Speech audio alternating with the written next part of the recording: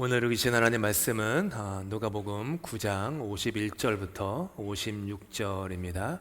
저와 함께 교독하시겠습니다. 제가 먼저 51절 읽습니다.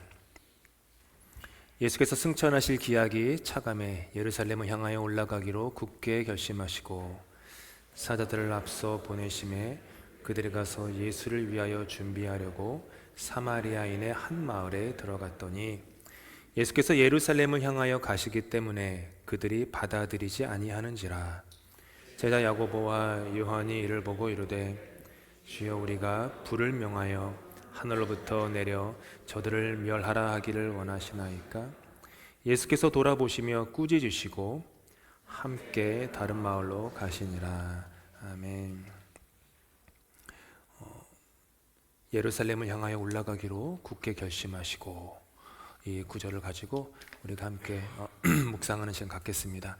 매주 이렇게 설교를 준비하면서 스케줄이 이렇게 정확하게 정해지진 않습니다. 그때 마음에 하나님께 주시는 감동과 은혜가 있을 때 거기에 그 구절에 머무르고 설교를 하다 보니까 어떨 때는 툭툭 갈 때도 있고 어떨 때는 그 구절에 오래 머무를 때도 있는데, 아마도 제 생각에는 이 같은 구절을 갖고 3주 동안 우리가 묵상을 깊게 해볼 것 같습니다. 오늘은 첫째 절, 예루살렘을 향하여 올라가기로 굳게 결심하신 그 굳은 결심, 예수님의 굳은 결심, 더불어 우리 인생에서 우리가 가지는 그 굳은 결심은 있는지에 대해서 함께 묵상해보는 시간 갖겠습니다. 인도의 오래된 고대 서적 중에 하나인 아이타레야 브라흐마나라는 글에는요, 이런 글이 적혀 있습니다. 여행하지 않는 사람에게는 행복이 없다고 들었다. 사람들과 모여 살면 아주 선량한 사람도 죄인이 된다.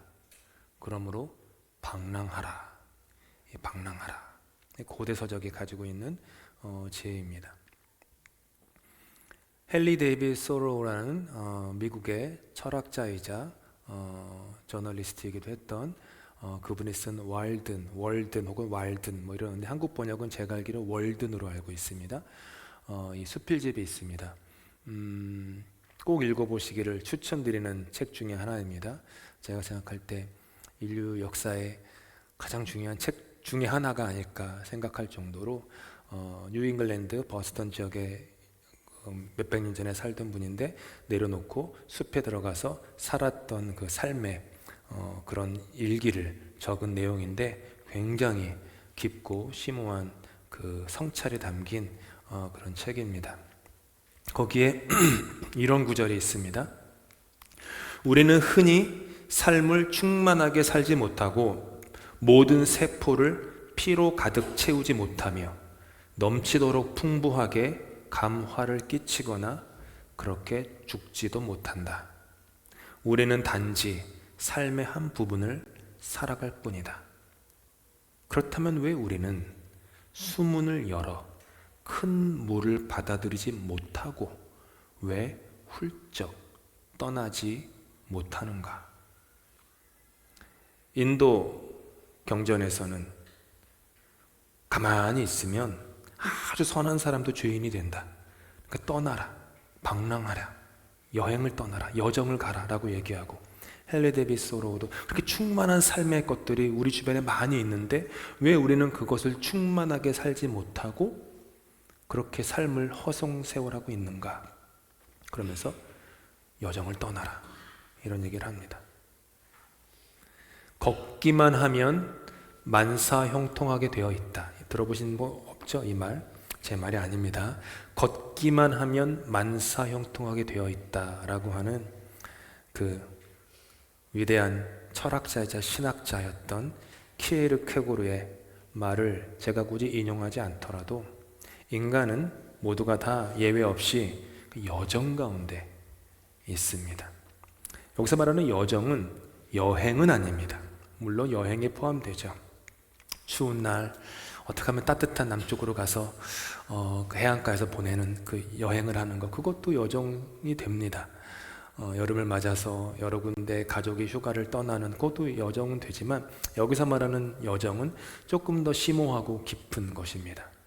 몸이 움직이는 여정뿐만 아니라 우리의 생각이, 우리의 정신이, 우리의 사고가, 우리의 신앙이 움직이는 여정을 뜻합니다.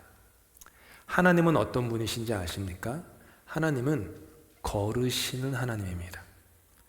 창세기 처음부터 하나님은 당신을 나는 너희와 함께 걷는 하나님이다 라는 걸 나타내세요. 구약을 펴자마자 천지창조가 일어나죠. 에덴 동산에서 아담과 하와가 있습니다. 그때 하나님이 뭘 하십니까? 아담과 하와와 함께 쿵쿵 박자를 맞추어 가시면서 인간과 함께 동산을 거니신 하나님. 그렇게 성경은 우리에게 하나님을 소개합니다. 그 하나님을 따르는 사람들도 걷는 여정을 살았습니다. 아브라함에서부터 시작된 족장들은 방랑을 통하여서 자신들의 운명인 가나안에 도착합니다. 제가 지금 방랑이라는 단어를 썼는데 이 방랑이라는 단어는 굳이 제가 부정적인 의미로 쓰는 건 아닙니다. 방랑이라는 뜻은 어떤 곳을 향해서 일직선으로 간다기보다는 약간은 좀 삐뚤삐뚤거리고 비틀비틀거리지만은 궁극적으로 결국에는 내 인생의 목적지인 그곳에 도달하게 되었다라는 의미에서 제가 방랑이라는 단어를 썼습니다. 예전에 우리가 2년 전인가요? 아브라함 성경 공부를 할 때에도 우리가 믿음의 조상 아브라함 그랬지만 아브라함이 갈대아 우르에서 집을 떠나서 약속의 땅 가나안에 가는 그 길을 지도에서 그려보면은 일직선이 아닙니다. 여기 저기 헤맵니다. 여기입니까? 저기입니까? 고민하고 의심하고 갈등하면서 좌충우돌하다가 결국에는 다다른 곳이 가나안이었습니다. 그게 아브라함의 믿음의 여정이었습니다. 그래서 방랑이라고 말할 수 있습니다. 출애굽은 어떻습니까? 이스라엘 민족이 억압 가운데 있다가 기적으로 가득 찬 여정을 떠나는 것입니다. 나중에 왕국이 있다가 왕국이 무너진 후에 수많은 이스라엘 사람들이 바벨론의 포로로 잡혀갈 때 성경은 또 뭘 얘기합니까? 바벨론 포로 생활을 하였던 그들의 후손들이 고향으로 돌아오는 여정을 그립니다. 이렇게 구약 성경에는 걸으시는 하나님, 그분을 따라 걷는 신앙의 사람들로 꽉 차 있습니다. 그리고 우리는 신약을 펴니다. 신약에는 예수님의 발걸음 소리가 들립니다. 하늘 영광 버리고 초라한 말구 위에서 시작된 그분의 발걸음, 발자국 소리를 듣습니다. 소년 시절에는 해마다 유월절을 지키기 위해 예루살렘을 향하여 걸어 올라가는 그분의 발걸음 소리를 듣습니다. 광야로 걸어 들어가셔서 사탄의 시험을 이기시는 그분의 발걸음 소리도 듣습니다. 특별히 누가복음에는요, 이처럼 이곳저곳을 마치 방랑하듯이 돌아다니시는 예수님의 발자국 소리, 그 발걸음 소리가 아주 가득합니다. 이제 성경을 읽는 눈이에요. 성경을 그냥 문자로 그냥 이렇게 플랫하게 읽으면은 그런 게 이렇게 2차원적인 종이 위에 이렇게 써 있는 글자처럼 성경이 읽혀지는데 이제 깨달음이 있고 또 영적인 은혜가 있고 하나님의 이렇게 훈련이 되면은 이게 막 2차원적인 리딩이 아니라 3차원적이고 막 입체적인 읽기로 변하게 되죠. 누가복음은 그래요. 예수님의 발자국 소리, 예를 들어 이런 겁니다. 그들을 지나서 가시니라. 갈릴리의 가버나움 동네에 내려오시더라. 회당을 떠나서 시몬의 집으로 들어가셨다. 나가셔서 외딴 곳으로 가셨다. 기도하시러 산으로 떠나가셨다. 그들과 함께 산에서 내려오셨다. 곧 예수께서 나인이라는 성으로 가시게 되었다. 그리고 이렇게 말합니다. 고을과 마을을 두루 다니셨다. 이 뭐예요? 이 고을 저 마을 이리저리 방랑하듯이 다니셨다. 그리고 오늘 본문에 이르러 예수님의 이 발걸음은 절정에 이르릅니다. 51절인데요. 함께 읽겠습니다. 예수께서 승천하실 기약이 차감해 예루살렘을 향하여 올라가기로 굳게 결심하시고, 예루살렘을 향하여 올라가기로 굳게 결심하신 예수님. 9장 51절인데 오늘은 설교 시간이지 성경 공부가 아니기 때문에 깊게 들어가지는 않겠지만 9장 51절은 누가복음에서 아주 중요한 구절입니다. 왜냐하면 누가복음의 구조적 특성상 중요하기 때문이죠. 누가복음은 총 4부로 나눠지는데요. 1부는 1장 1절에서 2장 25절까지 예수님의 탄생의 이야기입니다. 2부는 3장 1절부터 9장 50절까지의 갈릴리 사역을 얘기합니다. 그리고 3부는 오늘 9장 51절에 시작해요. 그리고 무려 저렇게 긴 장절인 19장 44절에 이르기까지 예루살렘 여정을 설명하고요. 마지막 4부 때 19장 45절부터 마지막 절까지 예루살렘에서의 일어나는 구원을 얘기합니다. 마태복음과 마가복음은 읽어보셔서 아시지만 예수님께서 갈릴리에서 예루살렘으로 그냥 빨리 넘어가시는 것처럼 그립니다. 누가복음은요, 자신의 복음서에 가장 긴 장절을 할애해서 예수님의 발걸음을 들려줍니다. 예수님의 쿵쿵쿵 걸으시는 여정을 우리에게 들려줍니다. 그런데 그 여정의 시작점인, 여행의 출발점인 이 곳이 참으로 결연하기 그지없습니다. 예수께서 승천하실 기약이 차감해. 승천하실 기약 뭐죠? 뜻이 이루어지는 날, 예수님의 삶의 사명이 완성되는 그 죽음의 날, 그것이 차감해 예루살렘을 향하여 올라가기로 굳게 결심하셨다. 비록 그 길이 죽음을 뜻한다고 할지라도 하나님 아버지의 뜻에 순종하여서 온 세상을 향한 죽음의 결단을 예수님께서 하신 것입니다. 그렇게 예루살렘을 향해서 당신의 시선을 굳게 잡아 매신 것입니다. 다른 데에 자기의 시선을 두지 않고 예루살렘을 향하여 나는 걷겠다. 그 길이 죽음의 길, 고난의 길, 고통의 길, 거절의 길, 핍박의 길, 아픔의 길일지라도 나는 나에게 주어진, 하나님이 나에게 부어주신 이 소명의 길, 그 예루살렘을 향해서 나는 걸어가야만 하겠다. 이렇게 결심하신 것입니다. 사랑하는 성도 여러분, 여러분은 어떤 길을 지금 걷고 계십니까? 여러분은 여러분의 예루살렘이 있으십니까? 그 예루살렘을 향하여 어제나 오늘이나 내일이나 올라가기로 굳게 결심하고 계십니까? 그 예루살렘에 원치 않는 고난과 아픔이 기다리고 있을지라도 그 길을 걸어가기로 결심하며 움직이고 계십니까? 오늘 본문의 말씀을 저와 여러분에게 적용해서 한번 읽어보시면 어떨까요? 저기 괄호에 자기 이름을 넣는 거예요. 저와 같으면 이런 거죠. 손동이의 때가 차감해 손동이는 손동이의 예루살렘을 향하여 가기로 굳게 결심하다. 말씀하지 않으셔도 한번 속으로 읽어보세요. 여러분은 여러분의 때가 차가고 있습니까? 여러분의 예루살렘을 향하여 가기로 굳게 결심하고 계십니까? 이렇게 선포할 수 있다면 참으로 멋질 것입니다.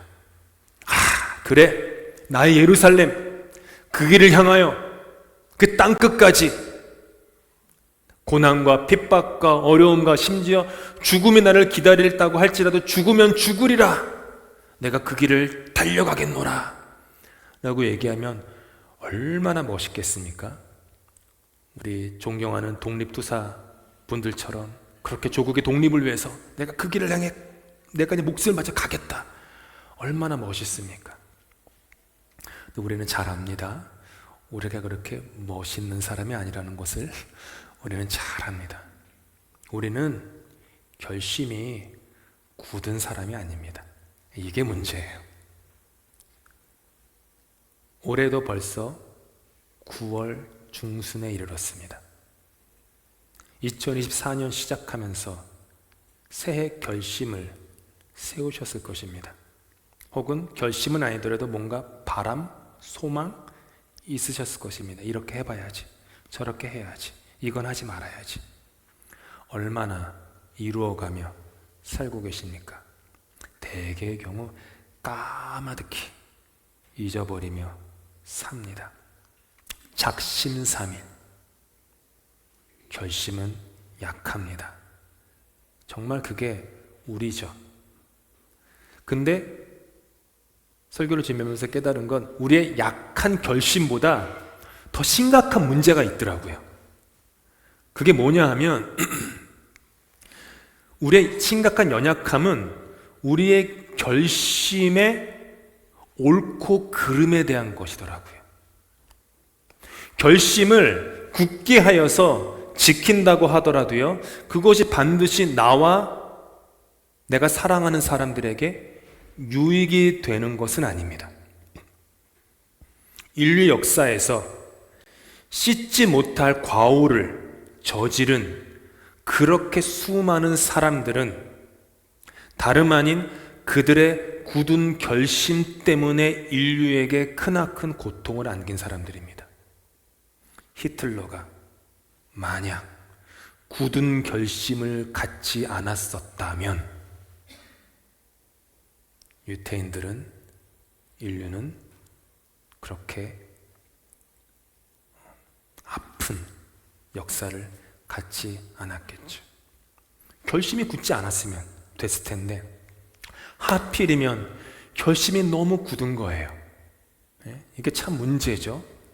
선한 사람이 결심을 굳게 하면은 공동체에 유익을 끼치는데 악한 사람이 결심이 굳으면 꼭 해악을 끼칩니다. 교회는요, 결심이 굳지 못한 신자들로 인해서 미지근해지기도 합니다. 그렇죠? 하지만 동전의 양면인데 그릇된 욕망의 결심이 굳은 결연한 신자들로 인해서 교회는 갈라지기도 합니다. 그렇죠. 결심이 굳지 않았었다면 싸우지 않았을 텐데, 결심이 굳지 않았었다면 갈라지지 않았을 텐데 결심이 굳어서 갈라지기도 합니다. 사회도 마찬가지입니다. 여기서 질문을 할 수밖에 없습니다. 우리가 가지는 결심과 예수님이 오늘 본문에 나오는 결심의 그 차이점에 대해서 말이죠. 크나큰 차이가 있어요. 예수님의 굳은 결심은 자기 목숨을 세상을 위한 대속물로 내어줌이었지만 우리의 결심은 안타깝게도 나를 위해 타인을 십자가의 대속물로 던지곤 합니다. 그분의 굳은 결심은 자기를 부인하는 평생의 과정이었지만 우리의 굳은 결심은 자기를 인정하는 평생의 자존심 어린 고집일 때가 많습니다. 그분의 굳은 결심은 자신의 뜻이 아닌 아버지 하나님의 뜻을 향한 순복이었지만 우리의 굳은 결심은 욕심과 욕망의 발로인 경우가 태반입니다. 그래서 우리의 온전치 못한 굳은 결심은 위험할 때가 있습니다.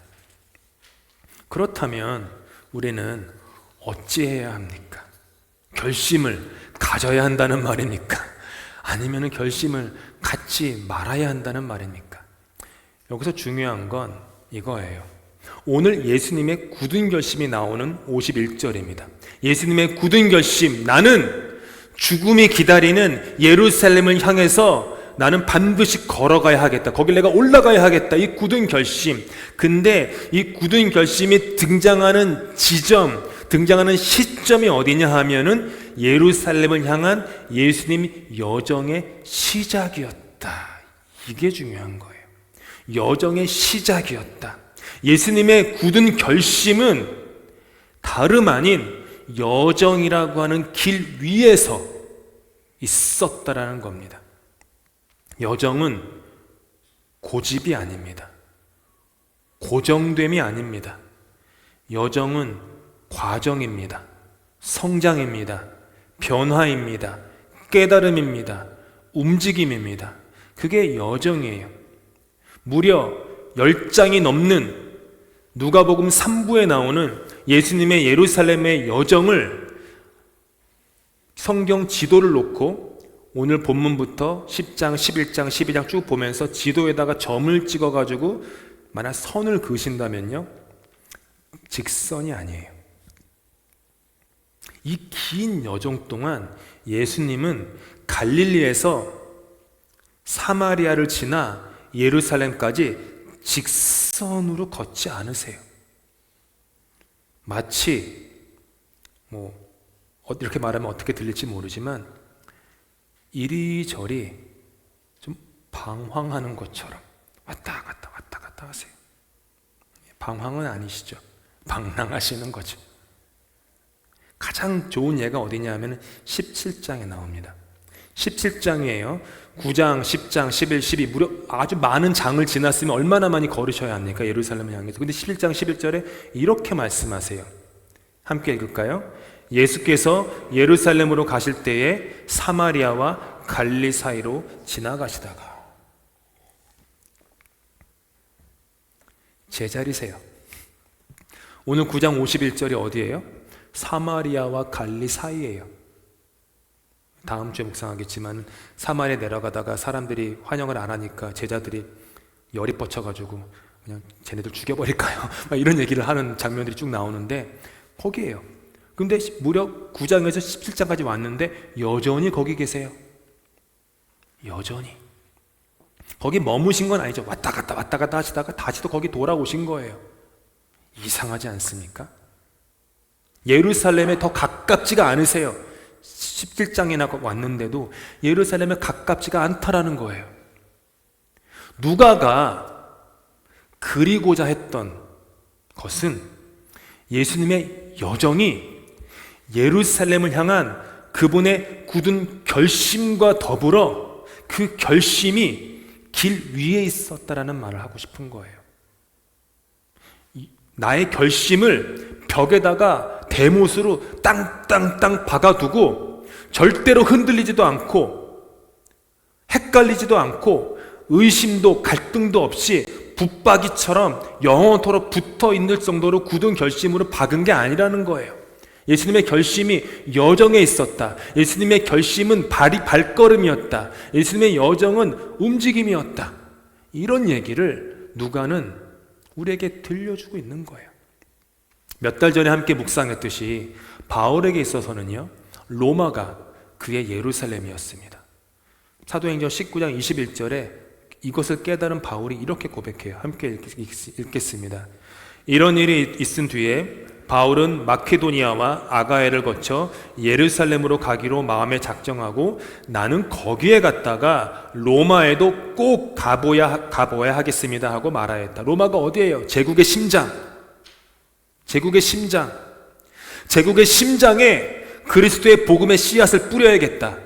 내 피를 뿌려서라도 그 로마에다가 예수 그리스도의 생명의 복음의 그 피를 뿌려야겠다. 굳게 결심한 거예요. 거기로 가야겠다. 똑같은 말이에요. 오늘 예수님이 예루살렘을 향해 가기로 굳게 결심한 것과 바울이 로마에 가야겠다 굳게 결심한 게 같은 맥락이에요. 근데 이건 바울이 세운 계획이었어요. 이 결심을 할 때가 3차 전도 여행 때였는데 바울은 부푼 꿈을 갖고 3차 전도 여행이 끝난 다음에 4차 전도 여행 때 이런저런 루트를 짜가지고 로마에 가겠다라고 계획을 쫙 세웠어요. 어느 배를 타고 어느 도시에 갔다가 뭘 하고 막 플랜을 짰어요. 근데 3차 전도여행을 마치고 예루살렘에 들어가자마자 바울이 당한 것은 바울을 시기하는 유대인들에 의해서 붙잡힌 거였습니다. 바울을 죽이려고 해요. 구사일생으로 예루살렘에 주둔하는 로마 장군의 도움을 입어서 로마 군에게 잡힙니다. 신병이 로마 군에게 인도돼요. 그리고 재판을 받기 위해서 예루살렘에서 북쪽으로 한참 떨어진 가이사랴로 옮겨져서 가이사랴 그 총독 관저에서 2년 동안 옥살이를 합니다. 2년 동안. 왜 2년이었냐 하면은 바울로부터 석방을 위해서 돈을 요구했거든요. 총독이. 왜냐하면 바울이 여러 군데 다니면서 이런저런 막 헌금을 모아서 누구를 도와주는 거를 총독이 듣고서는 얘 돈 많구나. 그러니까 보석금을 엄청나게 받아가지고 받으면 석방하겠다. 그러니까 바울 나 돈 없어요. 베푸고 난 다음에 남은 건 아무것도 없어요. 그러니까 그냥 감옥에 둔 거예요. 그러다가 총독이 바뀝니다. 그 다음 총독이 와가지고 재판을 해서 바울을 죄수의 신분으로 로마로 압송시킵니다. 자유의 몸으로 4차 전도 여행 때 로마로 갈 계획을 세웠지만 바울은 죄수의 몸으로 가요. 근데 그게 하나님의 은혜였어요. 바울은 몰랐는데 바울을 죽이지 않고는 밥도 먹지 않고 잠도 자지 않겠다라고 결심을 굳게 한 테러리스트들이 되게 많았거든요. 예루살렘에. 호시탐탐 바울이 석방되기만 기다리고 있었어요.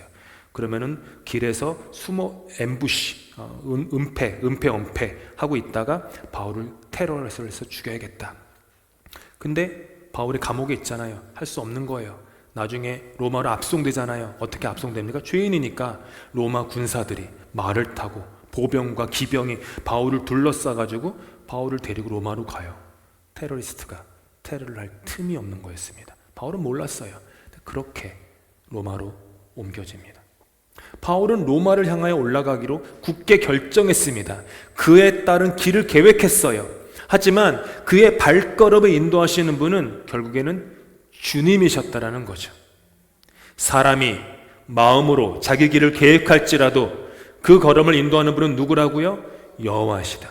우리의 굳은 결심은 주님의 더욱 크신 뜻 안에서 이루어지는 겁니다. 사람의 마음에 많은 계획이 있어도 성취되는 것은 뭐죠? 오직 주님의 뜻뿐이다. 그래서 우리가 할 수 있는 고백은 내가 가는 길을 다 이해할 수 없지만 주님을 신뢰하며 오늘도 나는 걸어가겠습니다. 이거예요. 사람의 발걸음은 주님으로 말미암은 것이니 사람이 어찌 자기의 길을 알 수 있겠느냐. 이렇게 우리는 우리의 굳은 결심의 길을 주님께 맡기고 발걸음을 옮기는 겁니다. 걷는 동안 저와 여러분의 굳은 결심은 깎여질 것입니다. 다듬어질 것입니다. 그러면서 비로소 모양이 갖추어질 것입니다.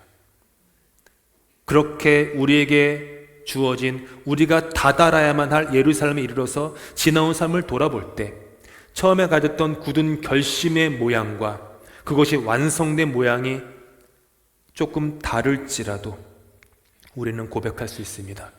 주님 나와 함께 하셨네. 그분이 내 길을 인도하셨네. 그분의 뜻이 내 삶에 성취됐네.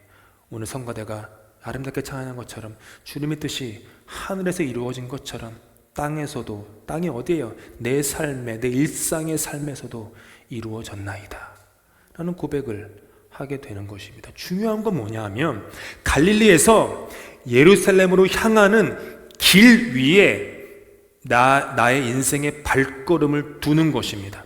그 후에야 주님께서는 우리의 발걸음을 예루살렘에서 땅끝까지 향하는 복음의 발걸음이 되게 하실 것입니다. 우리는 언제나 움직이라는 부르심을 받은 존재입니다. 우리는 언제나 움직이라는 부르심을 받은 공동체입니다. 우리의 발걸음은 결단코 단 한순간도 멈춰서는 안 됩니다. 우리의 생각, 우리의 꿈, 우리의 비전, 이 모든 것들은 결코 멈춰서는 안 됩니다. 우리의 발걸음은 여정 가운데 있어야 하며 언제나 움직여야 합니다. 이와 같은 삶의 신앙의 여정, 그 예루살렘 향하는 그 여정, 그것을 제자들이 걸어간 겁니다. 예수님에게 제자들에게 걸어가러 가신 그 여정을 그들에게 보여준 겁니다. 근데 그 길의 여정은 다름 아닌 두 가지였어요. 자기를 부인하는 여정. 제자들에게 있어서 예루살렘은 자기를 부인하는 여정이었던 겁니다. 갈릴리에서 예루살렘으로 뚜벅뚜벅, 때로는 비틀비틀, 때로는 우왕좌왕 걸어간다고 할지라도 그 여정 가운데 우리의 인생이 놓여 있다면 우리는 서서히 하지만 확실하게 나를 부인하는 제자의 법을 배우며 살아갈 것입니다. 예루살렘에서 그 다음에 땅 끝까지 걸어갑니다. 그렇게 예루살렘에서 땅 끝까지 걸어가면서 우리는 두 번째, 자기 십자가를 진다. 즉 나의 죽음, 십자가를 지는 나의 죽음, 나를 내려놓는 것, 나를 포기하는 것, 이걸 통해서 오히려 내가 죽을 때 나를 새로운 생명으로 다시 살리시는 하나님의 부활의 선물, 그 영광을 경험하게 될 것입니다. 이렇게 우리는 흔들거리며 걸어가면서도 결국에는 자세를 잡아가는 여정의 길을 걸어갑니다. 설교를 마치면서 도종환 시인의 흔들리며 피는 꽃 한 절을 나누고 싶습니다. 흔들리지 않고 피는 꽃이 어디 있으랴. 이 세상 그 어떤 아름다운 꽃들도 다 흔들리면서 피었나니, 흔들리면서 줄기를 곧게 세웠나니, 흔들리지 않고 가는 사랑이 어디 있으랴. 사랑하는 교우 여러분, 여러분의 예루살렘을 향하여 올라가기로 굳은 결심을 하십시오. 우리 런던 한인교회의 예루살렘을 향하여 올라가기로 굳은 결심을 세워 나가십시다. 그 길은 자기 부인의 길입니다. 그 길은 자기 십자가를 지는 길입니다. 하지만 그 길이 어렵고 힘들고 아픔이고 고통이다라고 말하지 마십시오. 반대입니다. 그 길은 무명한 자의 길처럼 보이지만 유명한 자의 길이요, 근심하는 자의 길 같으나 항상 기뻐하는 자의 길이며, 가난한 자의 길 같으나 많은 사람들을 부욕케 하는 자의 길이며, 아무것도 없는 자 같은 길이나 모든 것을 가진 자의 길이며, 죽음의 길 같으나 결국에는 부활의 영원한 생명과 상급의 길인 것을 결코 잊지 마십시오. 그렇게 예루살렘에서 구원의 기쁜 소식은 폭발해서 저와 여러분의 인생을 통해, 이 교회를 통해 예수 그리스도의 구원의 소식은 온 세상에 퍼질 것입니다. 굳은 결심은 흔들리면서 그 줄기를 굳게 세워가는 법입니다. 여러분의 신앙이 흔들려도 괜찮습니다. 여러분의 신앙은 흔들리면서도 줄기를 굳게 세워나가는 여정 속에 있습니다. 하나님과 나 자신과 이웃을 향한 여러분의 사랑은 흔들리지만 그럼에도 불구하고 여전히 오늘도 그 길을 걷고 있기 때문입니다. 그 발걸음을 내딛는 여러분의 여정 위에 우리 주님의 축복이 함께 하시기를 기도합니다. 기도하시겠습니다. 주님의 삶이 하나님 아버지의 뜻 안에서 완성될 자리였던 예루살렘이었음을 기억합니다. 비록 예루살렘 골고다 언덕 위에 고난의 십자가가 기다리고 있었지만 주님께서는 그곳을 향하여 올라가기로 굳게 결심하시고 묵직하고 거침없는 발걸음을 내디디셨습니다. 하지만 주님, 우리가 이르러야 할 우리의 예루살렘을 향하여 걸어가는 우리의 발걸음은 연약하기 그지없습니다. 주여, 우리를 불쌍히 여기시고 도와주시옵소서. 비록 흔들리고 비틀거린다고 할지라도 그 길 위에 올라타서 작은 발걸음을 내딛는 우리 삶의 소박한 보폭과 함께하여 주시옵소서. 흔들리지만 갈릴리에서 우리의 예루살렘으로 이르게 하시고 그 예루살렘에서 주님께서 부탁하신 온 세상을 향한 주님의 구원의 좋은 소식을 우리의 삶으로 전하게 하여 주시옵소서. 예수 그리스도의 이름으로 기도합니다.